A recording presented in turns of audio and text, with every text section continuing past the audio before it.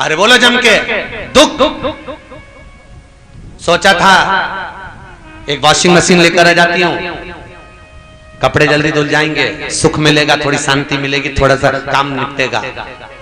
Washing machine लाई, पहले उसमें पानी डाल, पाउडर डाल, कपड़ा डाल, फाटक लगा, 10 मिनट बाद टेटे बोले, दौड़ के आ, उसमें से निकाल, अच्छे पानी में खंगाल, सूखने वाले में डाल, सूखने वाले से निकाल, फिर ले जाके छत पे डाल, बाद में वॉशिंग मशीन रख तो पूरी धो के रख। इससे तो अच्छा था दादा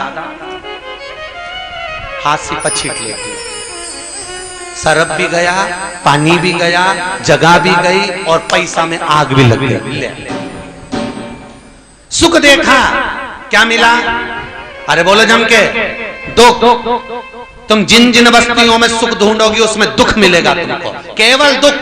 तुमने सोचा था देवर के लड़के की शादी है, खूब जोरदार कपड़े दिलवा, पति से प्राण खा गई, दिलवा मेरे को साड़ी दिलवा। उसने ऐसी जोरदार साड़ी दिलाई तो मन में सोच के बैठी थी महंगी से महंगी लूंगी, इतनी महंगी ली, इतनी महंगी ली, ऐसी जरक बरक की ली, और जो सुख के चक्कर में तैयार वैयार होके किलिप मिली फंसा के खूब डेंटिंग पेंटिंग करके और पूरा पोत पुता के, और जो पार्टी में गई ऐसा जोरदार झामर झुमका पहना कान में, और इतना हाफ सेट ने, फुल सेट ने, हाथ में कंगन, और महाराज ऐसा सुख के चक्कर में गई थी और ऐसी बन ठन के गई थी। पर जैसे देवर के लड़के की शादी में गाड़ी में बैठ के वापिस आ रही थी, सबसे पहले घर भी नहीं पहुंची और गाड़ी में चालू हो गई उतारना, और उतारने के बाद 3 दिन तक तो नीम की डांट डाल के बैठी, नीम की डंडी कानों में।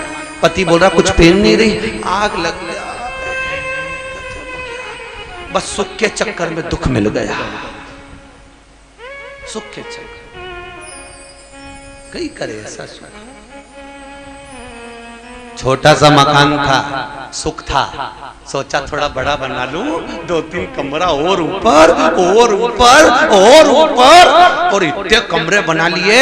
बस जिस दिन वास्तु पूजन हुई थी मकान की, गृह प्रवेश हुआ था, उस दिन चढ़ी थी जिसकी आज तक नहीं चढ़ी, आज तक नहीं चढ़ी। और एक बार कपड़े लेके ऊपर चढ़ गई बाल्टी लेके, तो फिर तो भगवान जाने की गोदी में नीचे आई कि पूरी चली गई। अच्छा ये कथा तुम सबकी है, तुम्हारे यहाँ भी बिल्डिंग ऊपर होगी, ईमानदारी से बोलना। 3 मंजिल ऊपर छत पर कपड़े डालने कौन कौन जाता है? कोई नहीं जाता। एक बार चले गए बड़ी मुश्किल से तब उतर नीचे, इतनी ऊपर चढ़ के। सुख के चक्कर में मकान बनाया था, उल्टा। कहां कहां सुख ढूंढोगे? हर चीज में दुख है, हर चीज। इसलिए निवेदन है, मिलता है सच्चा सुख केवल, बोलो जम के, भगवान तुम्हारे चरणों सुख।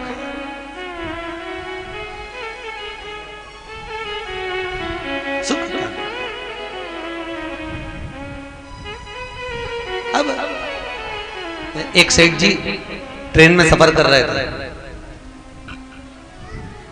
सेठ जी ट्रेन के अंदर,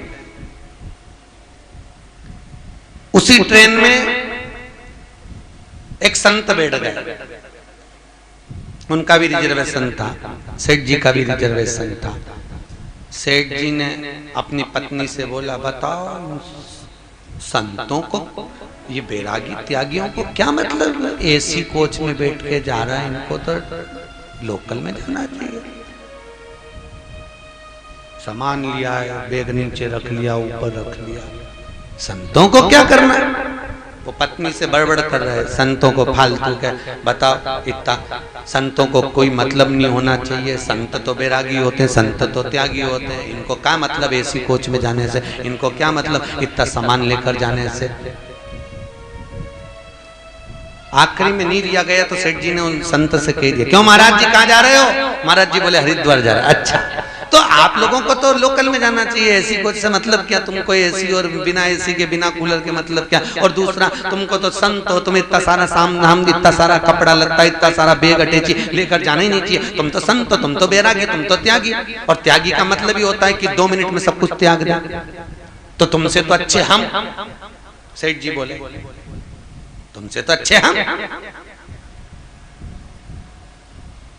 फिर संत में और तुम में अंतर क्या हो गया, हम में अंतर क्या हो गया?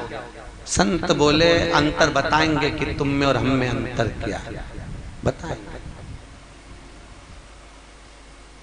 तुम में और हम में अंतर क्या है बताएंगे। चले आगे पहुंचे, ट्रेन और पहुंची, एक स्टेशन पे जाके रुकी, सेठ जी पानी पीने नीचे उतरे, बोतल लेने, संत भी उतर गए। संत उतरे, इतने में ट्रेन ने आवाज लगाई, संत ने सेठ जी का हाथ पकड़ लिया।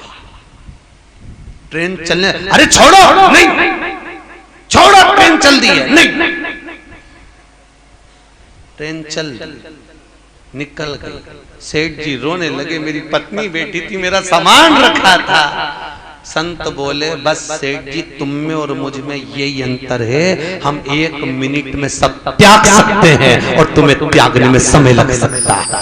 तुम में और मुझ में अंतर केवल इतना है, संत बैरागी त्यागी महात्मा जोगी सन्यासी तपस्वी एक क्षण में सब छोड़कर जा सकते हैं, वो संत है। और एक गृहस्थी जिसको छोड़ने में थोड़ा समय लगता है। और याद रखो, अपन सब संत नहीं, अपन गृहस्थी हैं, थोड़ा समय लगता है छोड़ने में। पर अभी से अगर लेवल बनाकर चलोगे तो अंतिम समय में, प्राण छूटते समय कोई भ्रांतियां उत्पन्न नहीं होगी, ब्रह्मता नहीं लगेगी, ब्रह्मता नहीं। महाराज